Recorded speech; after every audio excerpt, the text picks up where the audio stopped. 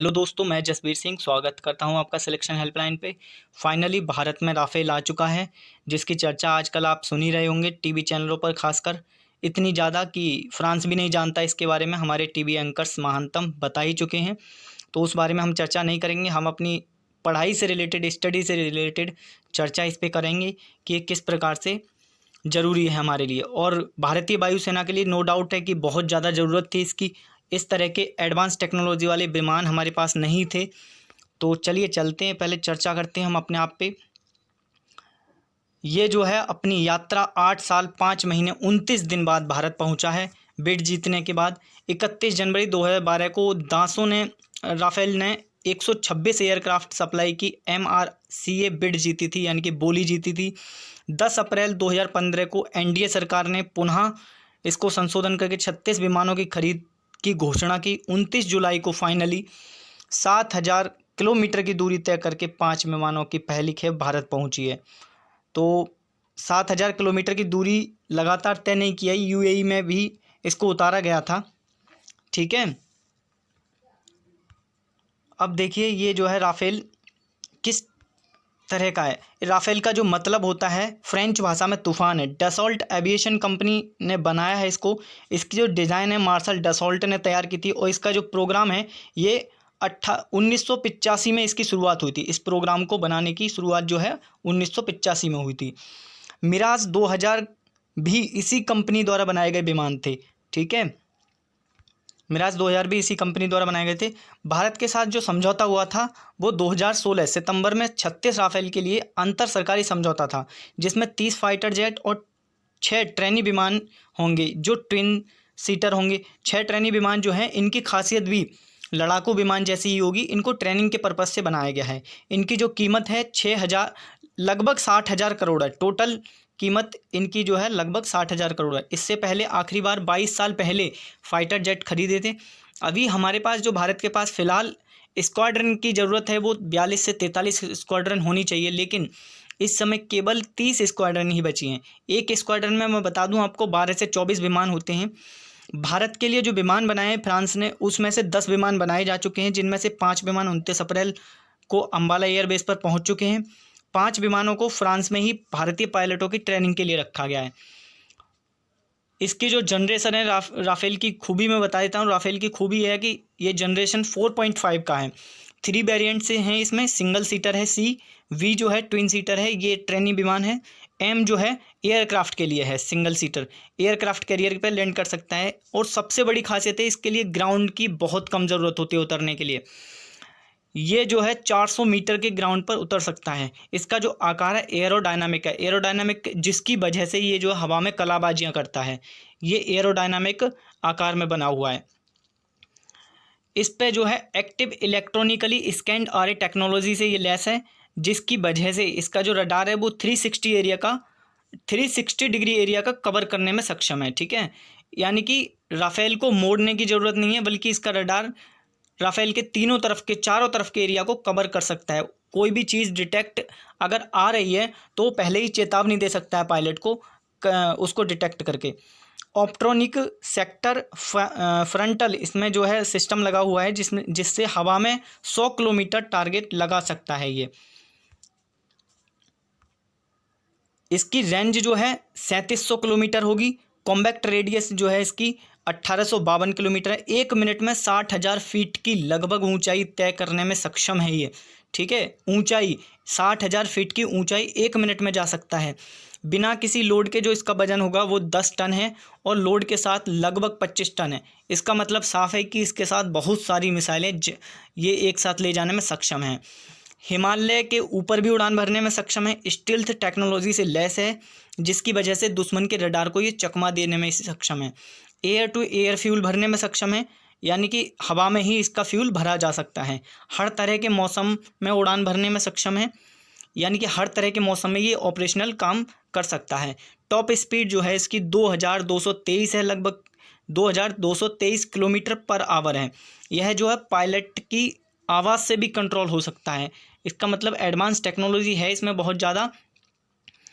अब ये बात है कि ये ओमनी रोल फाइटर प्लेन में इसलिए कहूँगा इसको फाइटर जेट, वैसे तो ये मल्टी रोल बोलते हैं इसको, लेकिन why it is the omni role fighter, क्योंकि इस तरह की खूबियों वाला ये पहला फाइटर जेट है।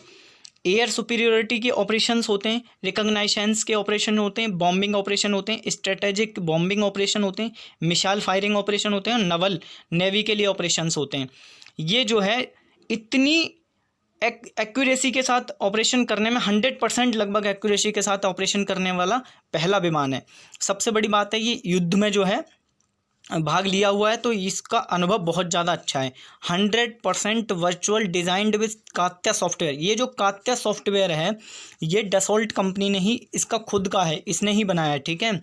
100% वर्चुअल डिज़ाइंड का मतलब है कि इसका हर एक पार्ट पहले सॉफ्टवेयर पर बनाया गया है, उस पर उसका ट्रायल किया गया है पूरी तरह से। जब वो पास हो गया सॉफ्टवेयर पर, तब उसको ज़मीनी स्तर पर उतारा गया है।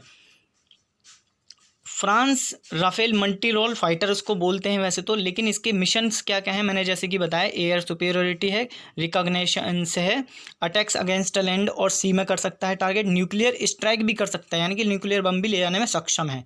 ये जो है भाग ले चुका है युद्धों में, अफगानिस्तान, लीबिया, माली, इराक, सीरिया जैसे युद्धों में भाग ले चुका है। मैन्युफैक्चर मैंने बता दिया, डसॉल्ट एविएशन कंपनी द्वारा बनाया गया है, 3 वर्जन में आता है ये। इसकी जो मैक्सिमम स्पीड है, ये 2 इंजन है, पहली बात तो ध्यान रखिए, ये 2 इंजन वाला एयरक्राफ्ट है, और मैक्सिमम जो स्पीड है इसकी मैक 1.8 है, ठीक है। एम्प्टी जो वेट है मैंने बताया 10 टन है, मैक्सिमम वेट इसका 24.5 टन है। ऑपरेशनल सीलिंग 15,240 मीटर, वेपन्स जो है अप टू 9.5 टन ले जा सकता है। इसकी जो विड्थ है, लंबाई है इसकी, टोटल लंबाई जो है 15.30 मीटर है, 15.30 मीटर, ठीक है। और जो इसके पंखों का फैलाव है वो 10.9 मीटर है, और इसकी जो ऊंचाई है वो 5.3 मीटर है, ठीक है। इसके मिसाइल्स क्या क्या हैं इसमें, ये देखिए, माइका मिसाइल है, एयर टू एयर मिसाइल है, ये 50 किलोमीटर इसकी रेंज होती है। मेट्योर मिसाइल है इसमें, जो कि एयर टू एयर है, 200 किलोमीटर इसकी रेंज है, 200 किलोमीटर प्लस है लगभग। स्काल्प क्रूज मिसाइल है जो 100 प्लस किलोमीटर की रेंज में आती है। ये मिसाइल बहुत ज़्यादा इम्पोर्टेंट है। लेज़र गाइडेड मिसाइल हैं इसमें, जीपीएस ट्रैकिंग बॉम्ब लगे हुए हैं, जो कि can be used from 100 kilometre away. ये ऐसे हैं जीपीएस से कि अगर एक बार निशाना किसी भी विमान या किसी भी जगह को उड़ाने में लगाया तो ये उससे कोई बच नहीं सकता, यानी कि इसको दागो और भूल जाओ वाली ये उस पर काम करता है। एक्सोसेट एंटी शिप मिसाइल है, 70 किलोमीटर उसकी रेंज होती है। एक किया गन है जो 3000 राउंड्स 1 मिनट में कर सकती है, यानी कि 3000 गोलियां एक पर मिनट दाग सकती है। एंटी एयरक्राफ्ट है, एंटी सबमरीन, एंटी शिप और एंटी टैंक मिसाइलों से लैस है। ये पहला एयरक्राफ्ट है जो इतने सारे ऑपरेशनल इतनी एक्यूरेसी के साथ कर सकता है, ठीक है। इसीलिए इसको मैं ओमनी रोल फाइटर कहा था मैंने। Mature beyond visual range air to air missile जो है राफेल की सबसे खतरनाक मिसाइल है। मल्टी डायरेक्शनल रडार इसमें लगा हुआ है। इसका मतलब ये है कि 40 टारगेट 100 किलोमीटर की रेडियस में ये एक साथ डिटेक्ट कर सकता है। 40 targets in 100 kilometre radius can be detected. Spectra है इसमें, ये क्या करता है, एक दुश्मन के रडार को जाम कर सकता है। दूसरा है इसका प्रॉपर्टी की सिग्नल पकड़कर अप्रोच वार्निंग दे सकता है, यानी कि कोई भी खतरा अगर इस विमान की तरफ आ रहा है, इस जेट की तरफ, तो ये पायलट को पहले ही अप्रोच वार्निंग दे सकता है। स्पेक्ट्रा इलेक्ट्रोमैग्नेटिक पल्स इसमें लगे हुए हैं। ये क्या करते हैं, दुश्मन के टारगेट को कंफ्यूज कर सकते हैं, यानी कि दुश्मन के टारगेट जो है, दुश्मन का जो रडार है, अगर कोई रडार कोई वेज भेजता है तो उससे टकराकर वापस जाती है तो पता चलता है कि कोई वस्तु हमारी तरफ आ रही है। ये उन वेज को डायरेक्शनल चेंज कर देता है, स्पेक्ट्रा इलेक्ट्रो मैग्नेटिक पल्स जो होती हैं।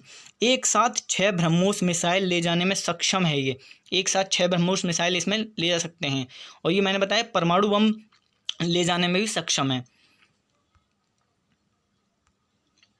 तो भैया ये तो हो गई राफेल के बारे में, और बाकी की आप जो है न्यूज़ आजकल महान हमारे पत्रकार हैं उनके बारे में देख ही रहे हैं, जितने भी एंकर्स हैं, इतनी उन्होंने खूबियाँ बता दी हैं कि चीन डर गया है और पाकिस्तान में खलबली है। तो ये सुनकर तो फ्रांस भी ये सोच रहा होगा कि कहीं मैंने सस्ते में तो नहीं दे दिया भारत को। फिलहाल वो बातें हमारी बाद की हैं, वो एक अलग बात है। ये चैनल सब्सक्राइब कीजिए और दोस्तों को भी इस जानकारी को शेयर कीजिए भाई। ठीक है, धन्यवाद।